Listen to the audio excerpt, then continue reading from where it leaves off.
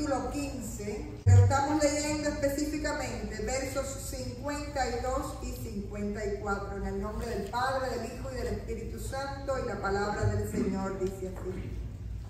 Y cuando esto corruptible se haya vestido de incorrupción, y esto mortal se haya vestido de inmortalidad, entonces se cumplirá la palabra que está escrita: sorbida o devorada es la muerte en victoria. ¿Dónde está, oh muerte, tu aguijón? ¿Dónde, oh sepulcro, tu victoria? Ya que el aguijón de la muerte es el pecado, y el poder del pecado la ley. Mas gracias sean dadas a Dios, que nos da la victoria por medio de nuestro Señor Jesucristo. Esto es palabra de Dios. Vamos, hermanos. Primeramente, quiero decirles, bueno, cuando les dije que los que les gusta ir mirando el texto, pueden dejar el capítulo abierto, porque vamos a estar recreando el capítulo un poco desde arriba. Pero lo más importante es la esencia de este capítulo que se enuncia en sus primeros versos. La esencia de nuestra fe, ¿cuál es? Cristo murió por nuestros pecados, Cristo resucitó, y ahí usted pudiera quedarse, pero la verdad espiritual que yo les dije que hoy íbamos a estar hablando es que si Cristo resucitó, nosotros también resucitaremos con Él. Así que a Dios sea la gloria. Y esto es una afirmación de fe.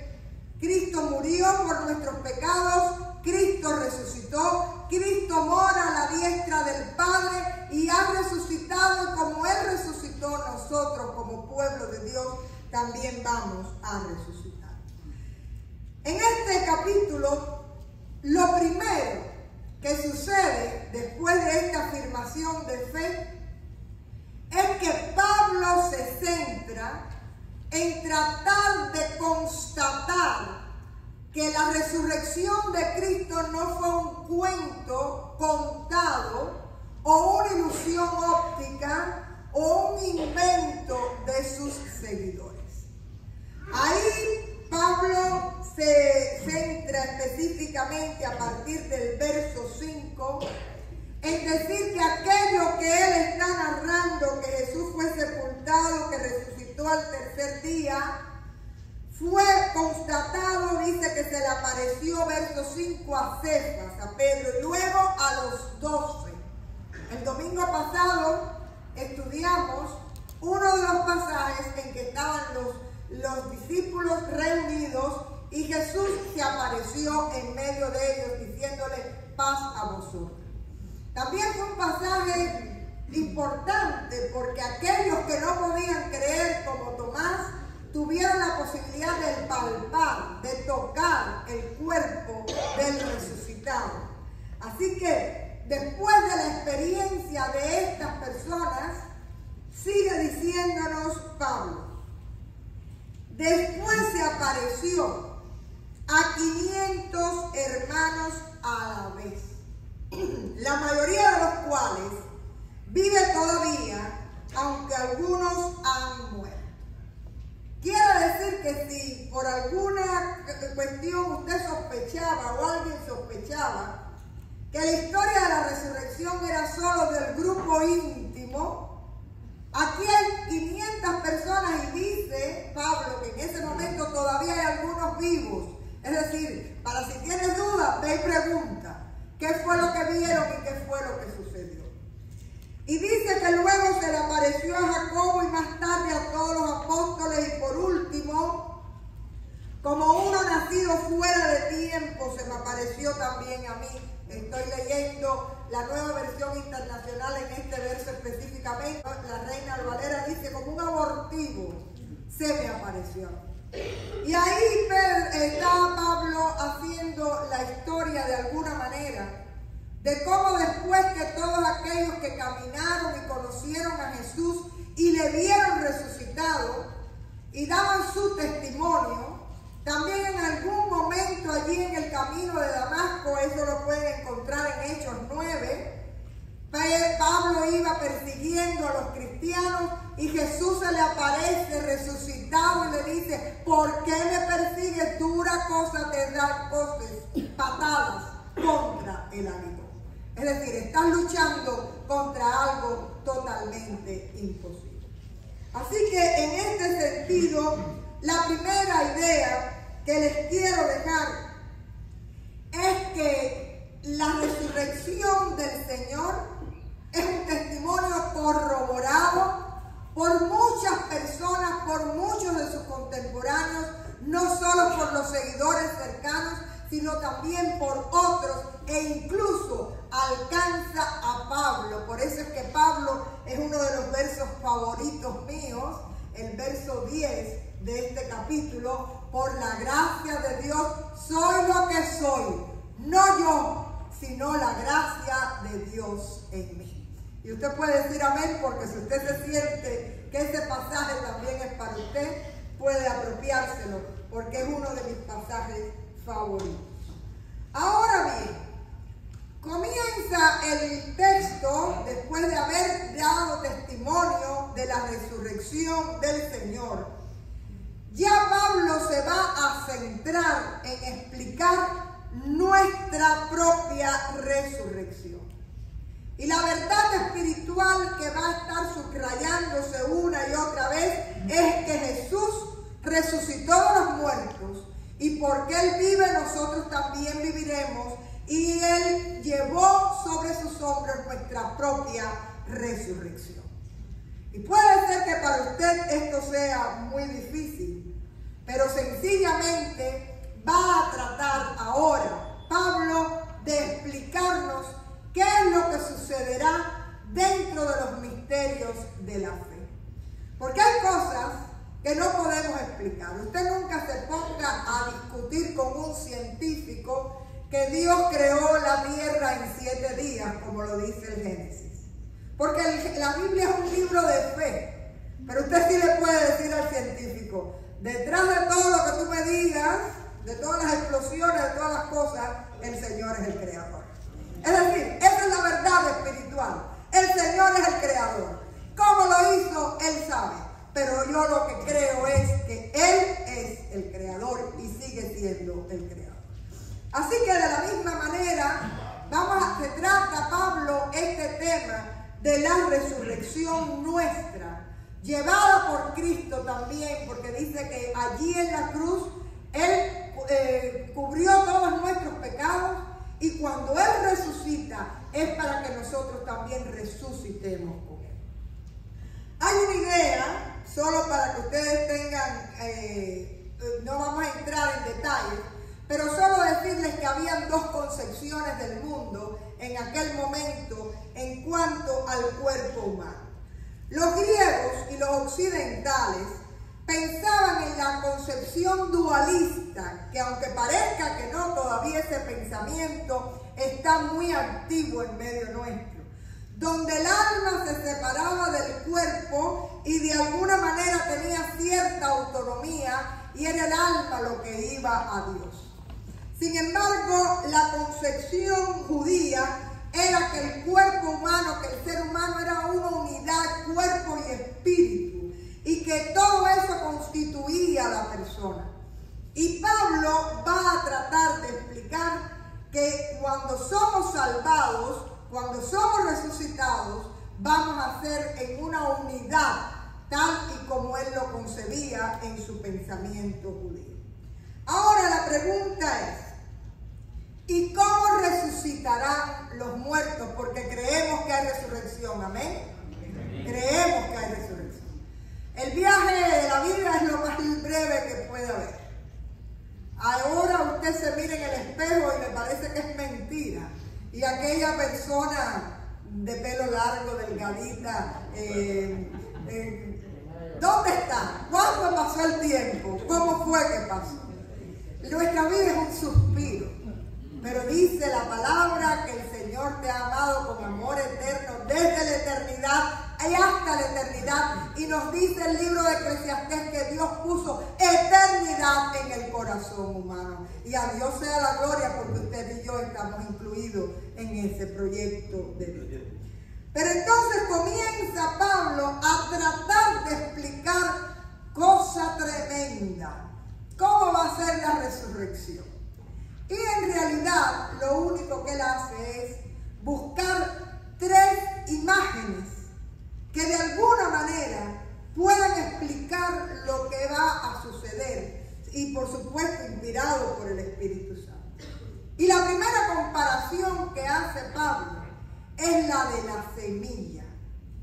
Y él dice, cuando tú plantas una semilla, lo que nace no son semillitas, igual que la que tú plantaste. Tú plantas la semilla muere y entonces sale un arbusto, sale un tallo, sale algo totalmente diferente a aquello que fue sembrado. Y yo creo que esta imagen, que es una imagen que constantemente nosotros tenemos en la vida diaria, ¿verdad?, nos va acercando a esa realidad, que lo que crece es diferente a lo que ha sido sembrado, que no crece el grano, sino que lo que crece es el tallo, el árbol verde, diferente por completo. Y es una comparación muy simple, pero a la misma vez muy elocuente, porque no podemos llegar nunca a imaginar qué será un cuerpo resucitado, pero cada día podemos ver cómo la naturaleza resucita y trae nueva vida en cosas que mueren como las semillas en la tierra.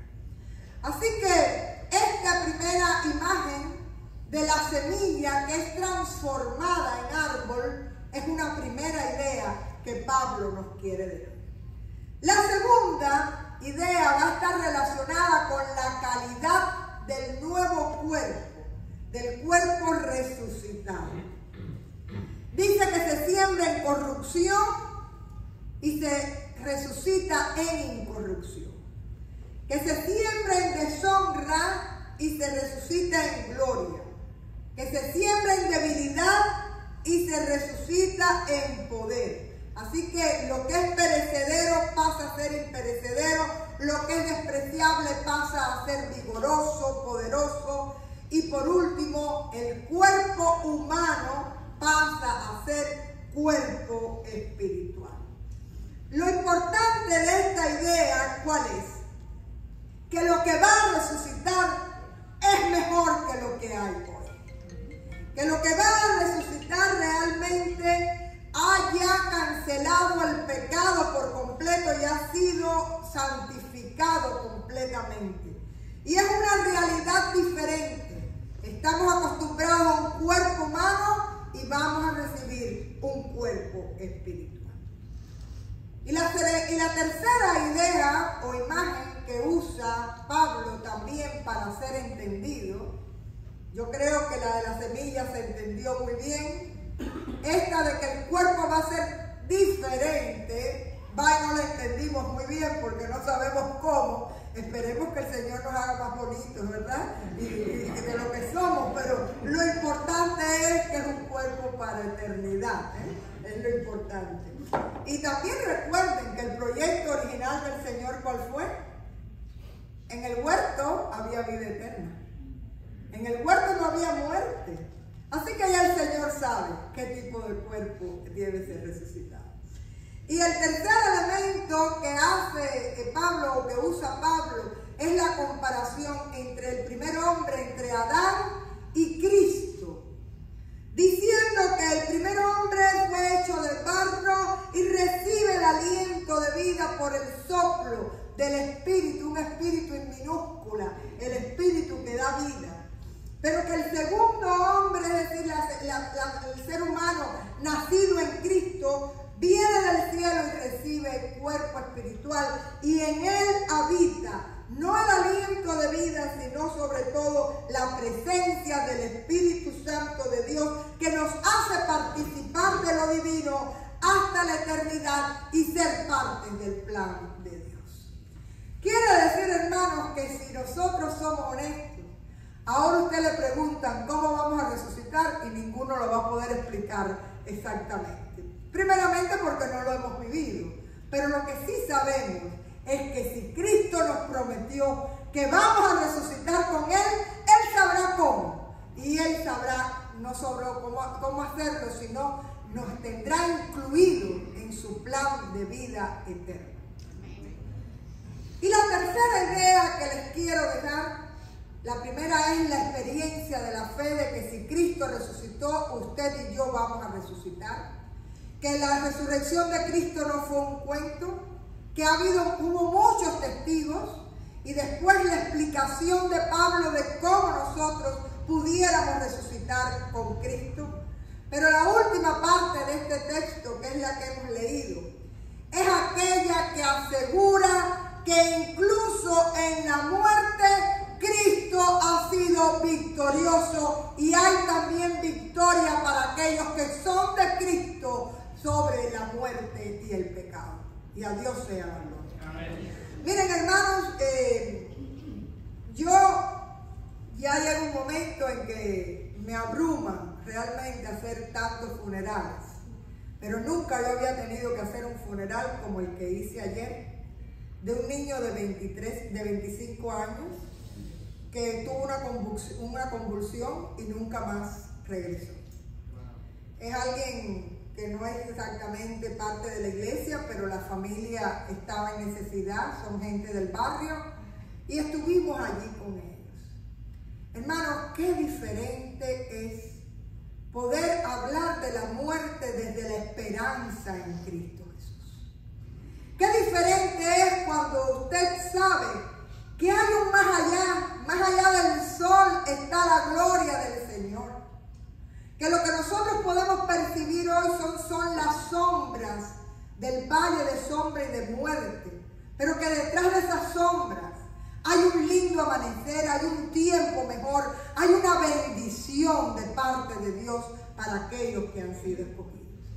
Y dice ahí la palabra que el Señor asegura la victoria, la muerte fue devorada por la victoria. Es lo que dice ese texto. La muerte ya no tiene poder para los que mueren en Cristo. Había un coro que era como una rumbita cuando yo vivía en Cuba que decía: me voy a mudar, mi hermano, me voy a mudar. ¿Y saben a dónde se iban a mudar? Con el Señor. Y yo creo que esa es la concepción que nosotros tenemos que tener. Cuando ya este cuerpo nos falla, porque es un cuerpo humano, usted tiene un lugar en la casa del Padre, que fue a preparar morada para cada uno de sus hijos. Y sencillamente usted lo que va es al encuentro con su Padre Celestial. Así que en esa esperanza es muy lindo poder hablar de la muerte, que es dolorosa. Fíjense que el duelo viene de dolor. Y viene de dolor porque el hueco que se te hace en el medio es inmenso y duele y desgarra, pero en la esperanza del Señor tú sabes que tú sabes dónde están los tuyos y tú sabes dónde tú estarás en el día de mañana. Amén.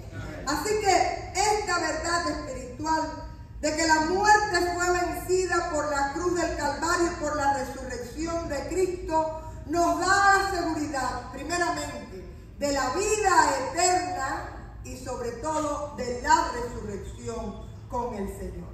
Y fíjense que ahí nos habla de que incluso el poder del pecado fue vencido por el Señor, y termina el texto diciendo: pero gracias a Dios que nos da la victoria por medio de nuestro Señor Jesucristo. Hermanos, ¿de qué hemos estado hablando? Muy sencillo. Este texto trata de la resurrección de Cristo y de mi resurrección, de tu resurrección, de la resurrección de aquellos que hemos amado y que han partido antes de nosotros. Y es muy importante saber que Dios, cuando nos invita a nacer de nuevo, nos da una nueva vida que comienza hoy y aquí, y que no termina nunca, porque es hasta la eternidad. Y Dios nos tiene destinados para vida, tal y como destinó a Cristo. ¿Cómo resucitaremos? eso se lo dejamos en las manos al Señor. A veces hay gente que le gusta entender y romperse un poco la cabeza en los misterios del Señor, y yo creo que Pablo les dio algunos elementos para que más o menos se imaginaran cómo podían ser.